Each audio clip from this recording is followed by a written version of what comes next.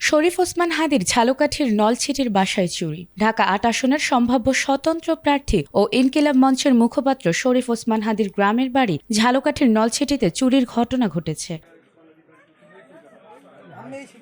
শুক্রবার রাতে শহরের খাসমহল এলাকায় এ ঘটনা ঘটে। বিষয়টি নিশ্চিত করেছেন ওসমান হাদির চাচাতো ভাই সিরাজুল ইসলাম। তিনি জানান, বাসায় কেউ না থাকার সুযোগে জানালা ভেঙে চোর ঘরে প্রবেশ করে। তবে কি পরিমাণ মালামাল নিয়েছে সেটা আমরা জানতে পারিনি। ওই ব্যাগ বুক নিয়ে একদম ব্যারের ভিতরে লাফ দিয়ে পড়ছে। তারপর আমি চোর করে লড়ান দিছি, কিন্তু ওসমান হাদিদের বাসা আমাদের এই ব্যারের পিছনেই। এখান দিয়ে লাফ দিয়ে ওরা ভেঙে চুরি আর কি দৌড়েছে। তারপর ফজরের নামাজ পড়ে আমি মুরগি নিয়ে আবার ওসমান হাদিদের বাসার সামনে আসি। তা ওরা তো আবার ওই তালা চাবি একজনের কাছে দিয়ে গেছে, তাদের সে এবার গেট খুলছে।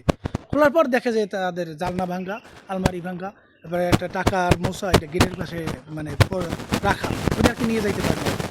এই নিতে পারে কিনা, তো ঘরের ভিতরে কি কত দূর নেছে। নলছিটি থানার ভারপ্রাপ্ত কর্মকর্তা ওসি আরিফুল আলম বলেন, আমরা ঘটনাস্থলে এসেছি, জড়িতদের দ্রুত আইনের আওতায় আনা হবে।